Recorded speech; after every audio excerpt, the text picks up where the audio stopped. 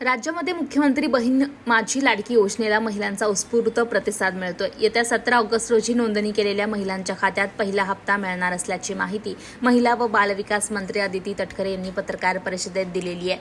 परभणीत राष्ट्रवादी काँग्रेस पार्टी अजित पवार गटतर्फे आयोजित मेळाव्याच्या निमित्ताने तटकरे या 11 ऑगस्ट रोजी परभणीत आल्या होत्या। यावेळी त्यांनी प्रसिद्धी माध्यमांशी संवाद साधला। योजनेसाठी लागणाऱ्या 43,000 कोटी रुपयांच्या निधीची तरतूद करण्यात आली अशी माहिती त्यांनी दिली।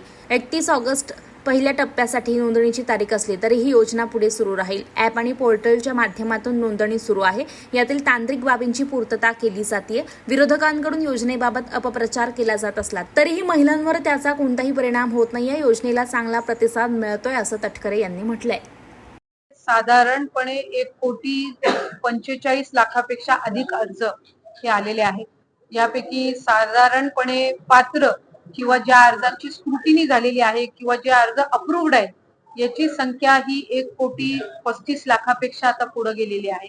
आणि यामध्ये आम्ही साधारणपणे एक चाचणी करत आहोत। गेल्या 8-10 दिवसापासून ती चाचणी सुरू आहे की बरेच जे हे फॉर्म्स अप्रूव्ड भरलेले आहेत किंवा स्क्रुटिनी झालेले आहेत यांचे अकाउंट व्हेरिफिकेशन, बाकी सगळ्या गोष्टी असतील किंवा ड्राय रन असेल ज्याच्यामध्ये आपण नाममात्र एक अमाउंट आपण डीबीटी करत असतो आणि ती त्यांच्या अकाउंट पर्यंत पोहोचते की नाही ह्याचं एक रॅन्डम सॅम्पलिंग आपण घेत असतो। त्यामुळे ती प्रक्रिया सुरू आहे आणि साधारणपणे 17 तारखेला जो पहिला लाभ आपण या योजनेअंतर्गत वितरित करणार आहोत तो 1 कोटीपेक्षा जास्ती महिलांना निश्चितपणाने असणार। आताही रजिस्ट्रेशन चालूच आहे। आज जर तुम्ही बघितलं तर आजही नवीन अर्ज स्वीकारले जात आहेत, आजही रजिस्ट्रेशन चालू आहे। ही प्रोसिजर चालूच राहणार आहे। आम्ही जो अंदाज विभाग म्हणून जो प्राथमिक अंदाज काढला होता तो 2.5 कोटी महिलांपर्यंत आपण ह्या योजनेचा लाभ मॅक्सिमम 2.5 कोटी महिलांपर्यंत देऊ शकतो। आज आमच्याकडे साधारणपणे 1.5 कोटीपर्यंत तो आकडा हा कदाचित आजच्या घडीलाच पोहोचेल। आमची अशी खात्री आहे की या योजनेच्या संदर्भामध्ये योजना घोषित झाल्यापासूनच जो काही समज गैरसमज या संदर्भामध्ये काही ना काही रोज अफवा उठवल्या जात आहेत, यातून काही महिलांच्या मनामध्ये शंका पण आहे की लाभ मिळणार आहे की नाही। पण ज्या वेळेला पहिलं 17 तारखेला डीबीटी होईल त्यावेळेला जे उर्वरित रजिस्ट्रेशन आहे यालाही आणखीन गती मिळणार आहे आणि हे रजिस्ट्रेशन सुरूच राहणार आहे।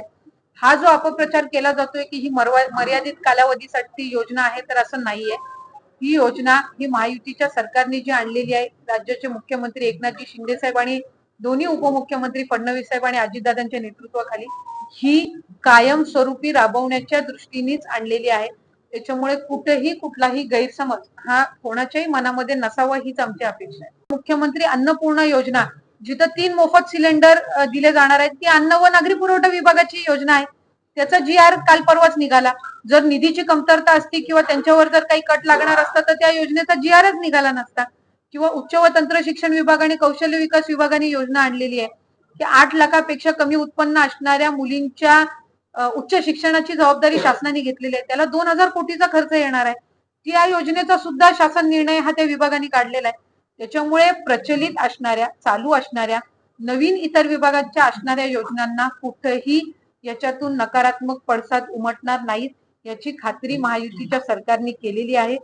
त्यांना विरोधच करायचा आहे, आरोपच करायचे म्हणून ते करत आहेत।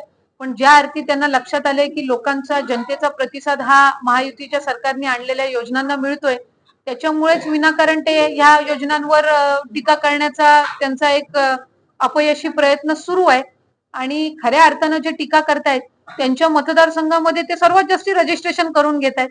त्याच्यामुळे अशी दुटप्पी भूमिका ही विरोधकांकडून पाहायला मिळत आहे। पण याला अजिबातही महाराष्ट्राची जनता या भूलथापांना बळी पडणार नाही आणि ज्या वेळेला पहिला हप्ता डीबीटी जाईल त्यावेळेला अधिक मोठ्या संख्येने महिला याच्यामध्ये आणखीन रजिस्ट्रेशन करतील अशी आमची खात्री आहे।